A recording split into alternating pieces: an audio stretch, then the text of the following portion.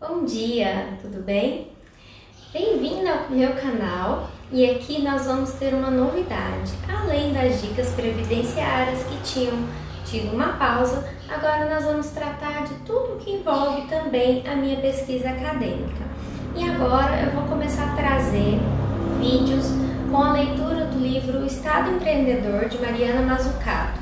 A cada vídeo um novo capítulo. Para você que se interessa por economia e política, esse livro é um divisor de águas. Então hoje nós vamos fazer a leitura da introdução desse livro. Introdução: faça algo diferente. Nossa deficiência é discursiva, simplesmente não sabemos mais como tratar desses assuntos. Tony Judt. Uma batalha discursiva. Nunca foi tão importante quanto atualmente questionar o papel do Estado na economia. Questão candente desde a publicação de uma investigação sobre a natureza e as causas da riqueza das nações, de Adam Smith, 1776. Isso porque em muitas regiões do mundo estamos testemunhando uma retirada massiva do Estado que foi justificada em termos de redução do débito e talvez mais sistematicamente como forma de tornar a economia mais dinâmica, competitiva e inovadora.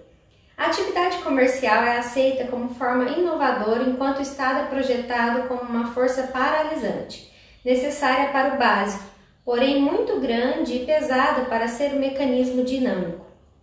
Este livro tem o compromisso de desfazer essa imagem falsa, assim como a Califórnia e o Texas se apropriaram do México através da imagem propositalmente fabricada do mexicano preguiçoso debaixo de uma palmeira, a Cunha, 1976, o Estado tem sido atacado e crescentemente desmontado por meio de imagens de seu caráter burocrático, paralisante e pesadão.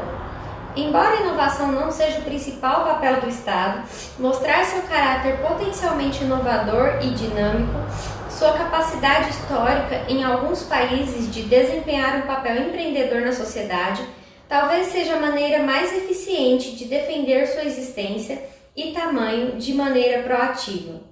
De fato, o Mal Ronda a Terra, de Tony Judt, 2011, afirma que o ataque ao estado do bem-estar durante as 3 últimas décadas envolveu uma batalha discursiva, mudando a maneira como falamos a respeito dela, com palavras como administração, tornando o Estado menos importante e arrojado.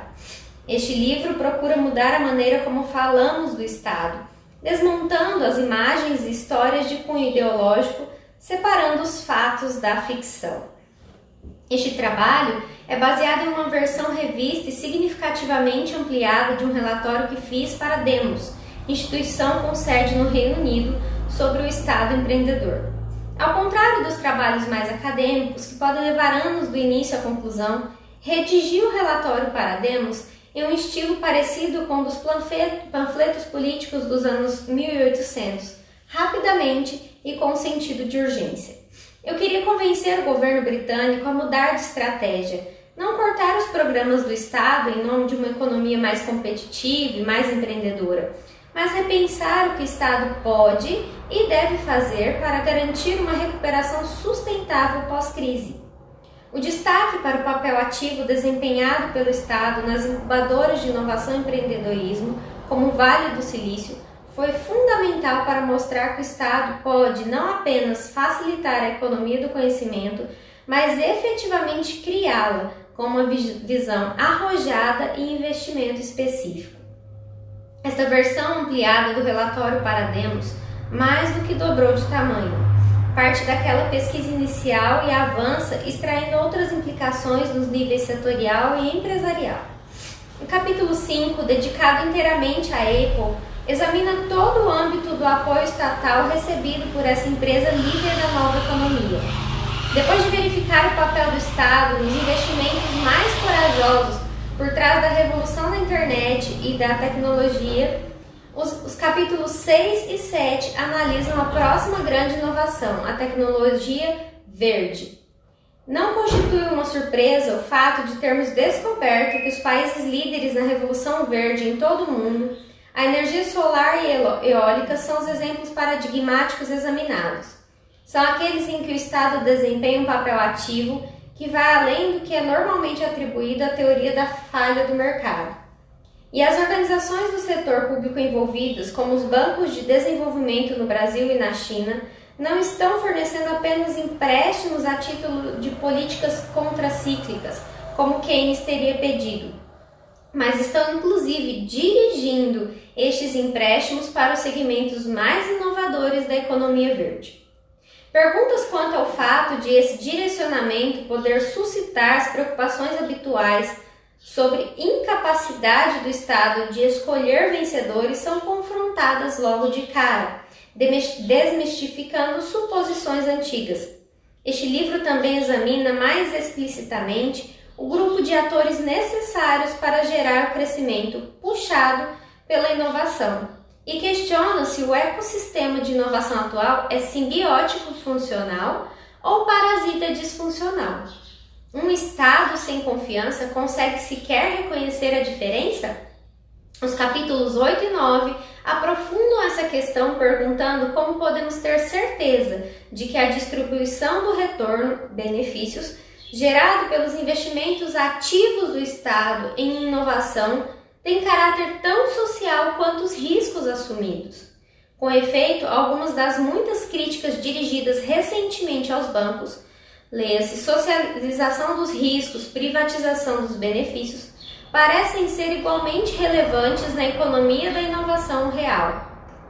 O motivo para chamar de Estado empreendedor, tanto no relatório da Demos quanto nesse livro, é que o empreendedorismo, algo que todos os formuladores de políticas parecem querer encorajar, não se resume apenas a startups, capital de risco e gênios de fundo de quintal. Envolve a disposição e a capacidade dos agentes econômicos de assumir o risco e a verdadeira incerteza knightiana, o que é verdadeiramente desconhecido. As tentativas de inovação costumam falhar, caso contrário não seriam chamadas de inovação. É por isso que você precisa ser um pouco louco para se envolver com a inovação. Em geral, custa mais do que oferecer como retorno, fazendo com que a tradicional análise de custo-benefício breque seu desenvolvimento logo de cara. Porém, apesar de Steve Jobs ter falado a respeito disso em sua carismática palestra de 2005 em Stanford, sobre a necessidade de os inovadores continuarem ávidos e loucos, são poucos os que admitem quanta loucura tem realmente rolado na onda das inovações financiadas e dirigidas pelo Estado.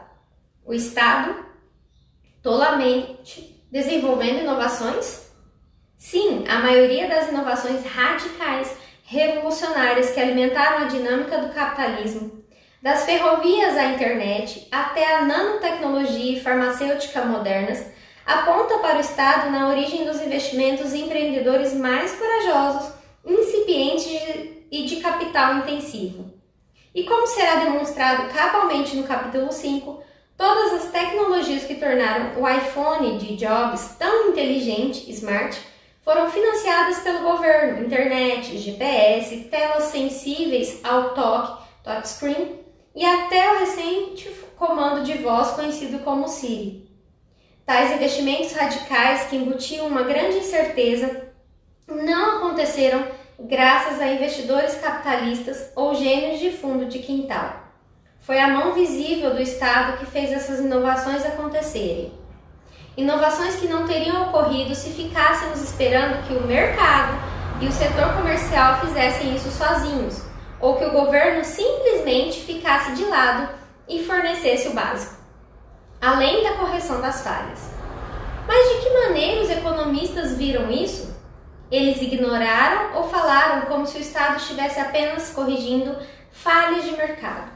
A teoria econômica convencional justifica a intervenção do Estado quando o retorno social do investimento é maior do que o retorno privado, o que reduz a probabilidade de investimento de uma empresa do setor privado.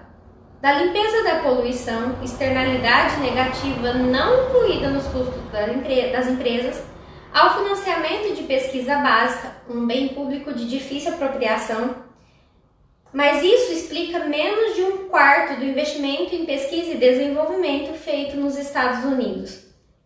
Os grandes projetos visionários, como colocar um homem na lua ou criar a ideia por trás da internet, exigiram muito mais do que o cálculo de retorno social ou privado. Mowry, 2010. Esses desafios exigiram visão, a ideia de missão e, acima de tudo, confiança em relação ao papel do Estado na economia. Como argumentou eloquentemente Keynes em seu célebre artigo O Fim do Laissez-faire, 1926, página 46, o importante para o governo não é fazer coisas que os indivíduos já estão fazendo e fazê-las um pouco melhor ou um pouco pior, mas fazer aquelas coisas que no momento não são feitas de forma alguma. Essa tarefa requer visão e o desejo de fazer as coisas acontecerem em espaços específicos, exigindo não apenas habilidades burocráticas, embora elas sejam críticas, como observou Max Weber, mas também conhecimento específico da tecnologia e do setor. Somente através de uma visão entusiástica do papel do Estado é que esse tipo de conhecimento pode ser recrutado, para então conseguir definir o panorama de espaço relevante. De fato, uma parte fundamental do segredo da DARPA, Agência de Projetos de Pesquisa Avançada de Defesa, que inventou e comercializou a internet no Departamento de Defesa americano, examinado no capítulo 4, tem sido sua capacidade de atrair talentos e gerar entusiasmo em torno de missões específicas. E não é coincidência o fato de que uma agência parecida no Departamento de Energia americano, a ARPA-E, esteja não apenas liderando os investimentos verdes nos Estados Unidos, mas também se divertindo com isso, acolhendo o processo de tentativa e erro na pesquisa em energia em vez de temê-lo, e atraindo grandes cérebros da pesquisa em energia. Grunwald, 2012. Embora muitos dos exemplos apresentados neste livro venham dos Estados Unidos, exatamente para mostrar de que modo o país que costuma ser apontado como mais representativo dos benefícios do sistema do mercado livre, tem um dos governos mais intervencionistas no que diz respeito à inovação. Exemplos contemporâneos estão surgindo nos países emergentes. Investimentos visionários estão sendo feitos atualmente por bancos de investimentos estatais em países como Brasil e China, não apenas fornecendo empréstimos contracíclicos, como também dirigindo esses empréstimos para áreas novas e cheias de incertezas, que os bancos privados e os investidores capitalistas temem. E também aqui, como na DARPA, o conhecimento, o talento e a visão são importantes. No Brasil, não é coincidência o fato de o BNDES, Banco de Investimentos, ser dirigido por dois indivíduos com conhecimento em economia da inovação schumpeteriana, e foi sua equipe de especialistas que possibilitou decisões ousadas e arriscadas em setores-chave como biotecnologia e tecnologia limpa. O banco hoje tem recordes de retorno em investimentos produtivos em vez de puramente especulativos. Em 2010, o retorno sobre o seu patrimônio líquido foi de espantosos 21,2%, reinvestidos pelo Tesouro Brasileiro em áreas como saúde e educação. Enquanto o de organização equivalente do Banco Mundial, o Banco Internacional para a Reconstrução e Desenvolvimento, BIRD, não foi sequer positivo, negativo 2,3%. Da mesma forma, o Banco de Desenvolvimento da China hoje lidera os investimentos do país na economia verde, Sanderson e Forsyth, 2012. Enquanto os suspeitos de costume mantêm a preocupação de que esses bancos públicos desestimulem o financiamento privado, Financial Times, 2012, a verdade é que esses bancos estão operando em setores e em determinadas áreas dentro desses setores temidos pelos bancos privados. Trata-se do Estado agindo como força de inovação e mudança, não apenas reduzindo os riscos para os atores privados avessos aos riscos, mas também assumindo a liderança com ousadia, com uma visão clara e corajosa, exatamente o oposto da imagem do Estado que costuma ser vendida. Da reunião à dinamização. Moral da história: quando o Estado é organizado eficientemente, sua mão é firme, mas não pesada, proporcionando visão e um impulso dinâmico, assim como alguns cutucões, embora os cutucões não possam ser dados pela revolução da tecnologia da informação do passado, nem pela revolução verde hoje. Acontecem coisas que de outra forma não aconteceriam. Tais ações visam encorajar o setor privado. Isso requer a compreensão de que o Estado não é nem um intruso, nem um mero facilitador do crescimento econômico. É um parceiro fundamental do setor privado, e em geral mais ousado, disposto a assumir riscos que as empresas não assumem. O Estado não pode e não deve se curvar facilmente a grupos de interesse que se aproximam dele em busca de doações, rendas, privilégios desnecessários, como cortes de impostos. Em vez disso, deve procurar aqueles grupos de interesse com os quais possa trabalhar dinamicamente em sua busca por crescimento e evolução tecnológica. A compreensão da natureza única do setor público como algo mais do que uma versão social ineficiente do setor privado afeta a natureza das parcerias público-privadas que surgem, bem como as recompensas que o Estado se sente no direito de colher, assunto que discuto no capítulo 9. Um Estado empreendedor não apenas reduz os riscos do setor privado, como antevê o espaço de risco e opera corajosa e eficientemente dentro desse espaço para fazer as coisas acontecerem. De fato, quando não se mostra confiante, o mais provável é que o Estado seja submetido e não se curve aos interesses privados. Quando não assume um risco de liderança, o Estado se torna uma pobre contrafação do comportamento do setor privado, em vez de uma alternativa real.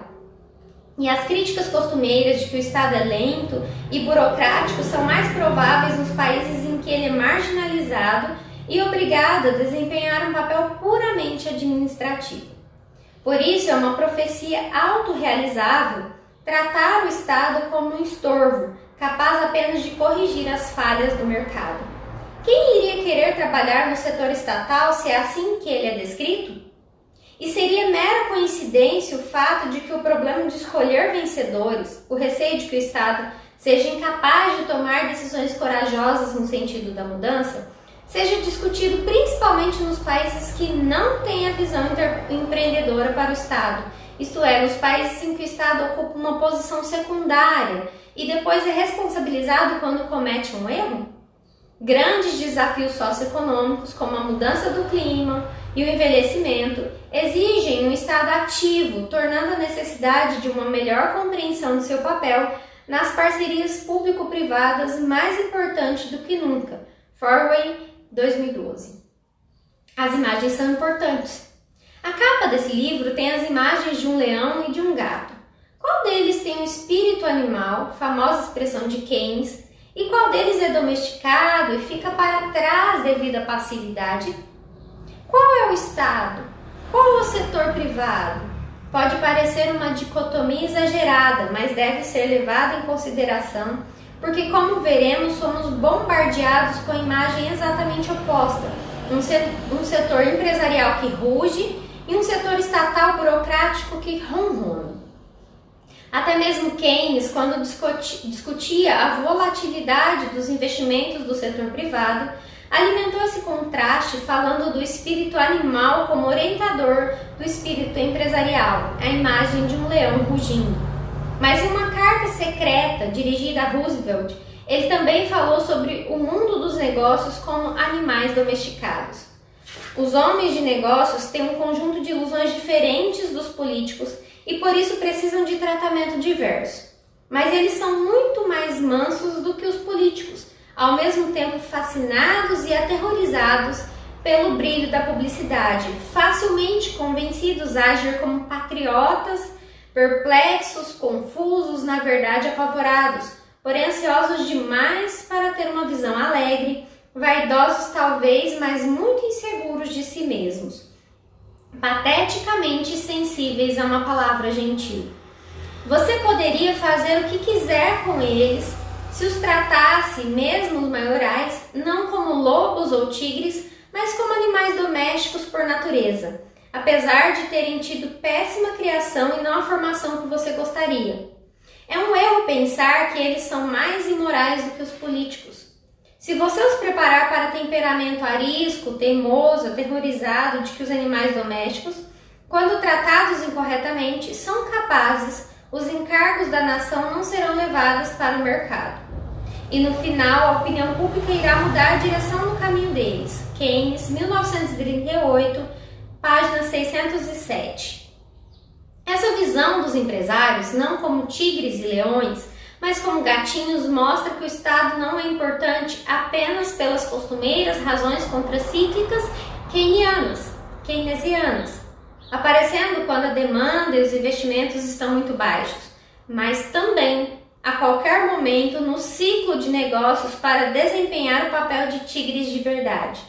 Em nenhum outro lugar, isso é mais verdadeiro do que no mundo da inovação, no qual o nível de incerteza é tão alto. Na verdade, a Revolução Verde que está decolando no mundo simplesmente coincidiu com um ambiente de crise. E, de fato, os investimentos governamentais relevantes são muito mais antigos. Porém, mesmo que estivéssemos passando por um período de grande expansão, não estariam sendo feitos investimentos suficientes em tecnologia verde radical se não fosse pelo Estado. Mesmo durante um período de expansão, a maioria das empresas e bancos iria preferir financiar inovações incrementais de baixo risco, esperando que o Estado deixasse sua marca em áreas mais radicais.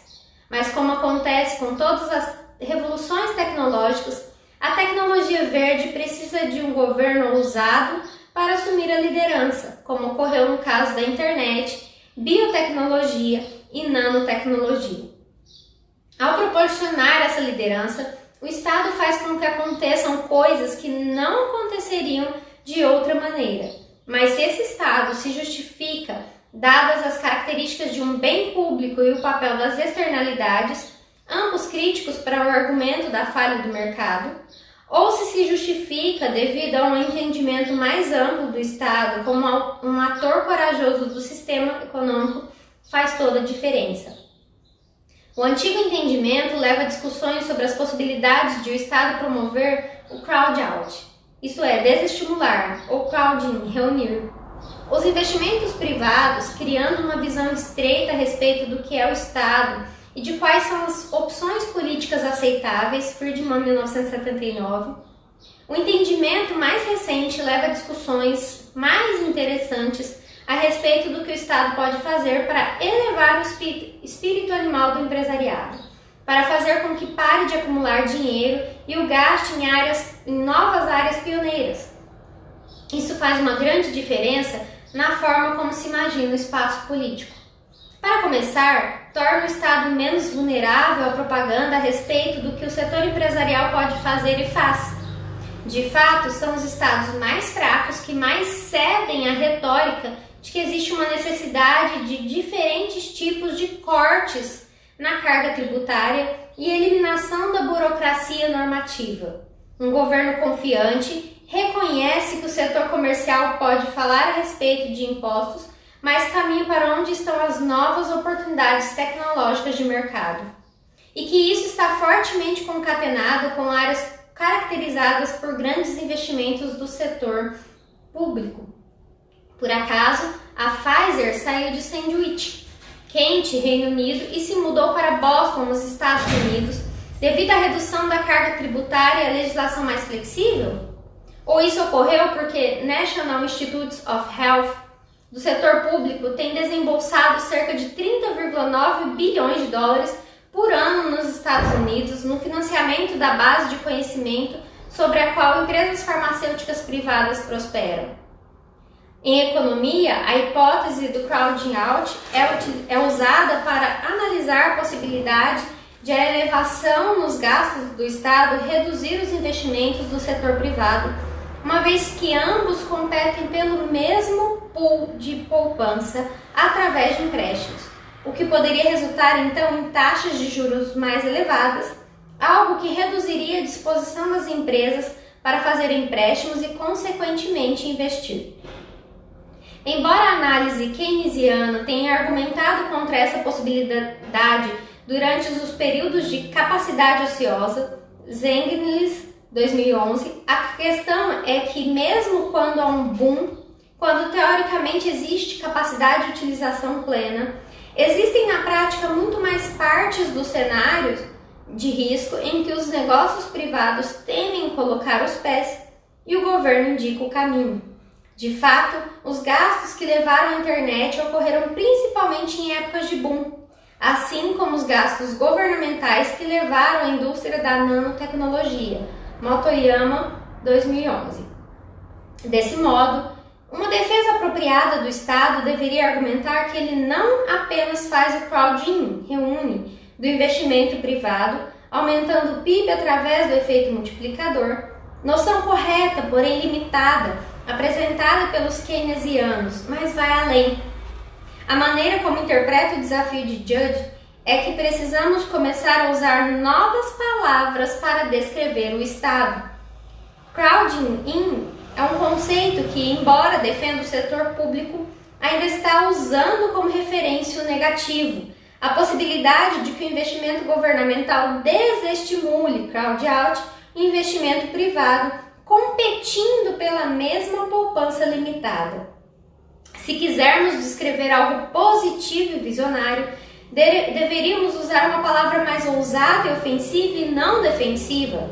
Em vez de analisar o papel ativo do Estado através de sua correção das falhas de mercado, enfatizado por muitos economistas progressistas que enxergam corretamente muitas falhas, faz-se necessário construir uma teoria do papel do Estado na formação e criação de mercados, mais alinhada com a obra de Karl Polanyi, 1944, que destacou como o mercado capitalista foi, desde o início, fortemente moldado pelas ações do Estado.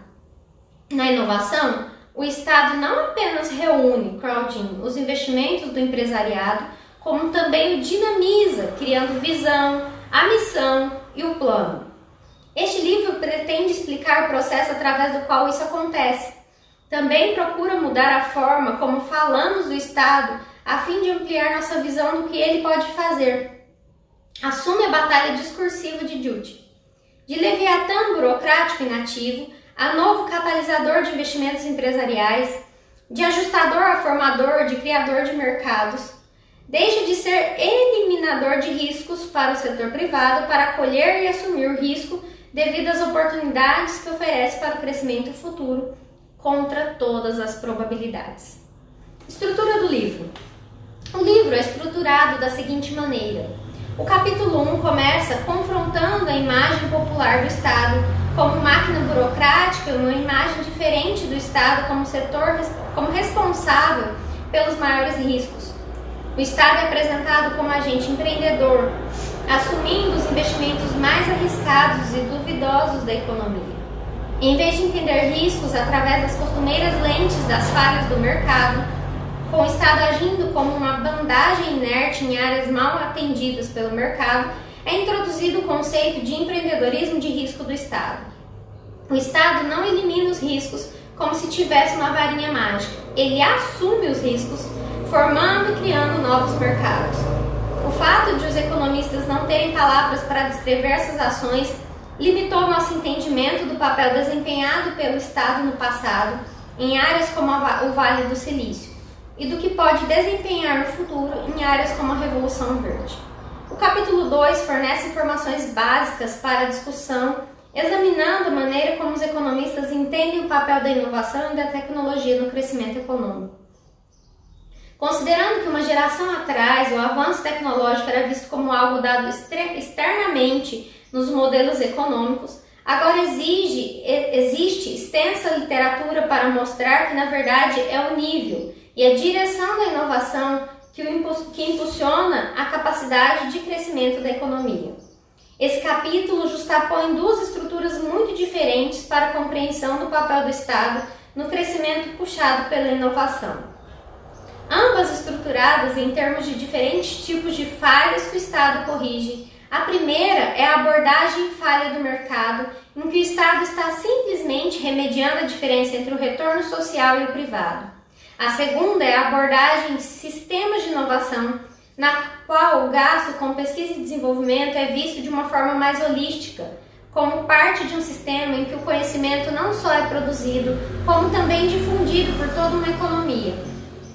Porém, até mesmo nessa segunda abordagem, o Estado está principalmente corrigindo falhas, desta vez falhas do sistema, e se conclui que está facilitando a inovação por meio de criação de condições para ela. Essas estruturas forneceram a justificativa para o aumento dos gastos governamentais com inovação, apesar de, ao mesmo tempo, devido à falta de atenção ao Estado como principal investidor assumindo riscos, permitir a sobrevivência de certos mitos. Esses mitos descrevem a relação entre inovação e crescimento, o papel das pequenas e médias empresas, o significado das patentes na economia do conhecimento, o nível de apreço do capital de risco pelo risco e o nível de sensibilidade dos investimentos em inovação aos cortes tributários de vários tipos. O capítulo 3 apresenta uma visão diferente de um Estado empreendedor agindo como principal investidor e formador do mercado. Isso não substitui a visão defendida nas outras duas estruturas, mas é um complemento que, ao ser ignorado, fez com que políticas informadas pela abordagem das falhas fossem de natureza limitada e muitas vezes ideologicamente orientadas.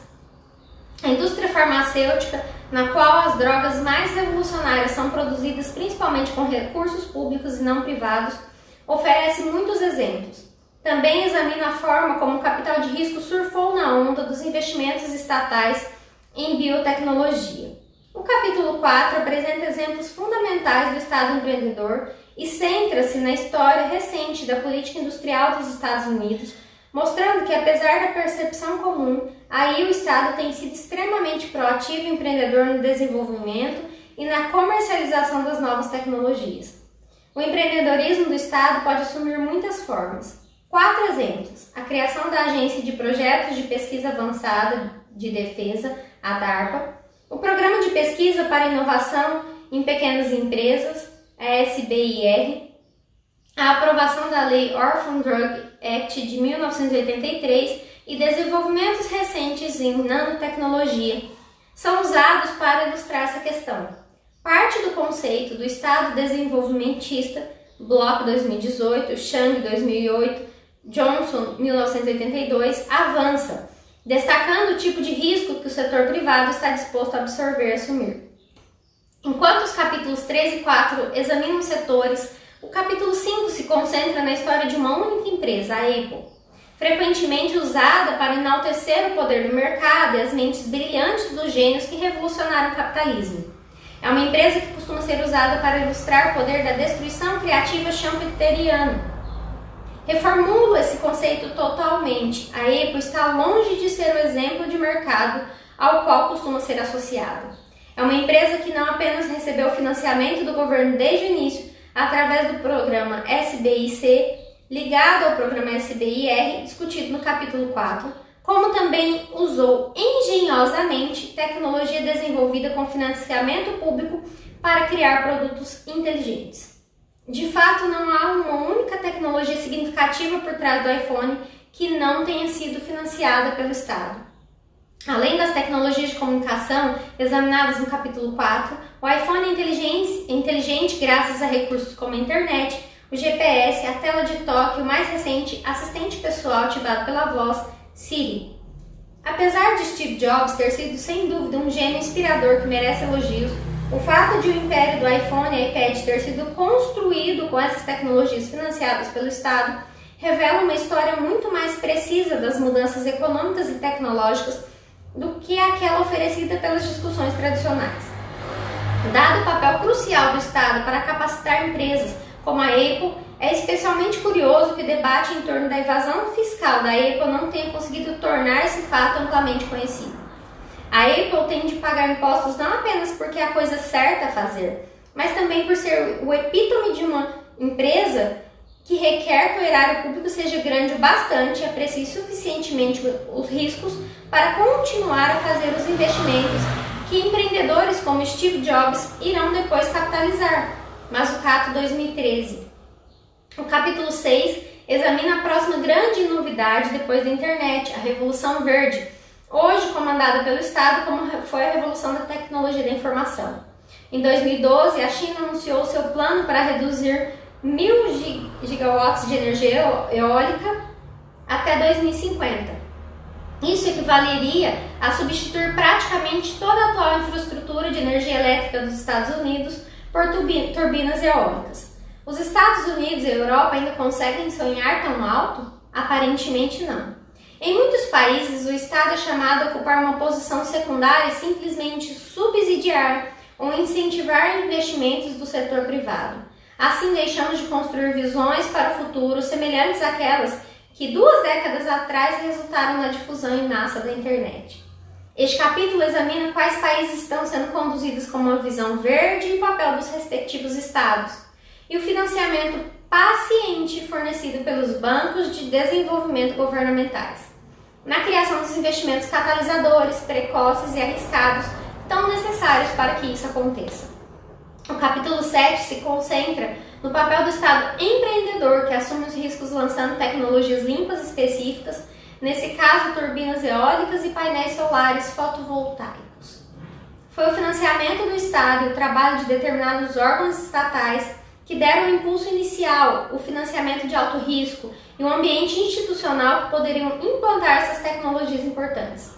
Enquanto o capítulo 5 deu ênfase ao papel do Estado americano na liderança da revolução da tecnologia da informação, assim como na implantação das bases da indústria biotecnológica, este capítulo enfatiza o papel de países como Alemanha, Dinamarca e China na direção da Revolução Verde, que se espalha por outras economias.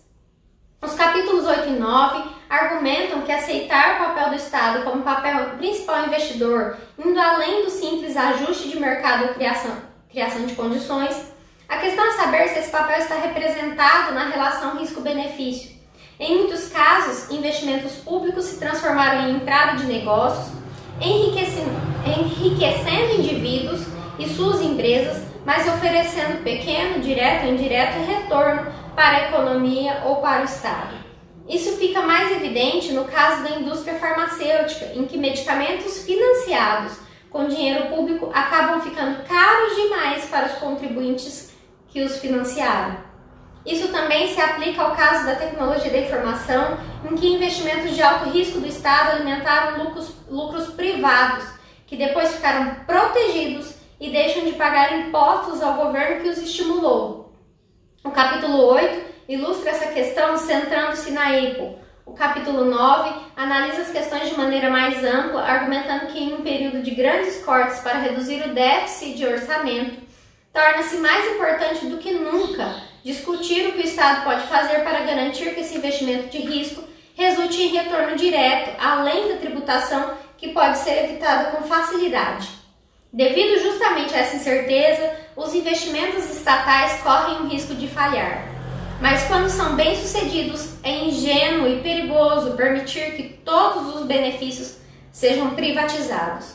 Na verdade, a crítica que se faz ao setor financeiro por ter gerado a atual crise econômica, obtendo retornos privados maciços e depois socializando o risco por meio de resgates impopulares, é uma característica geral e impopular do capitalismo moderno, disfuncional, que não deveria se transformar em norma.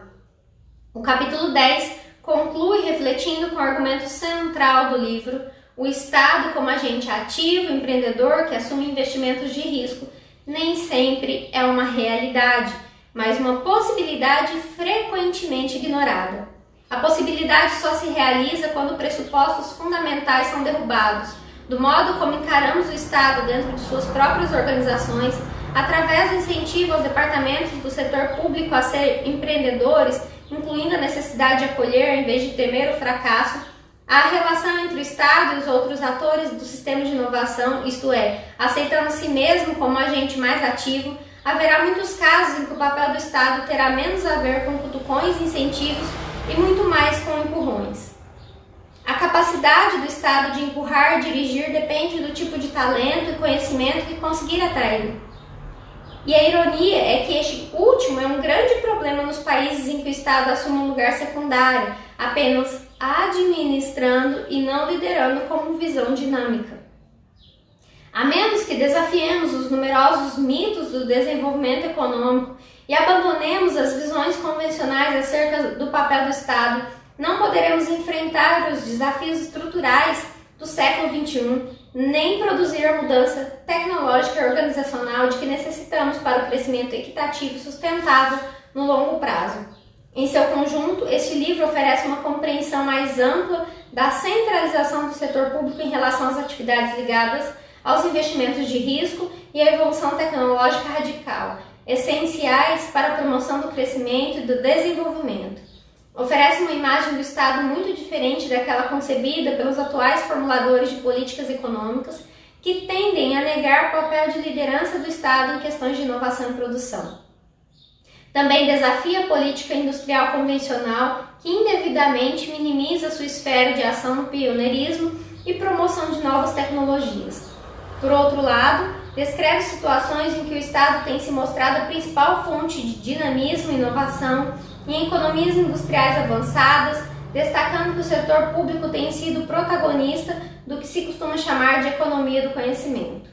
Uma economia impulsionada pela evolução tecnológica e pela produção e difusão do conhecimento. Do desenvolvimento da aviação, energia nuclear, computadores, internet, biotecnologia, até a tecnologia verde atual, foi o Estado e não o setor privado quem deu o pontapé inicial e construiu o motor do crescimento, devido à sua disposição de assumir riscos em áreas onde o setor privado se mostrou avesso ao risco. Em um ambiente político onde as fronteiras políticas do Estado estão sendo deliberadamente revertidas, precisamos mais do que nunca entender as contribuições do Estado. Caso contrário, perderemos a chance de construir uma prosperidade ainda maior no futuro, emulando os investimentos públicos bem-sucedidos do passado. Faz-se necessário compreender plenamente a divisão do trabalho inovador no capitalismo, descrito no capítulo 1, e o papel que tanto o setor público quanto o setor privado desempenham na criação, produção e difusão das inovações. Este livro se concentra na inovação não porque seja a única coisa ou aquela mais importante que o Estado pode investir. O papel do Estado na garantia dos direitos humanos básicos para todos os cidadãos, da saúde e educação pública, assim como na criação da infraestrutura necessária, do ordenamento jurídico que permita o funcionamento adequado da economia, é uma atividade igualmente importante, se não mais. O foco na inovação se deve em parte ao fato de que é uma questão controvertida em que o Estado costuma ser atacado, enquanto o papel do setor privado tem sido superdimensionado, o do setor público tem sido subestimado. O Estado costuma ser visto como um problema, seja investindo em novas tecnologias ou melhorando o funcionamento do mercado. Por isso, o aspecto central do desafio é reequilibrar nossa compreensão de como as economias realmente funcionam. Só depois de fazermos isso, poderemos começar a formular políticas que funcionem em vez de reproduzirmos estereótipos e imagens que servem apenas para fins ideológicos. E aqui ficamos com a introdução do livro Estado Empreendedor de Mariana Mazzucato e no próximo vídeo trataremos do capítulo 1. Obrigada!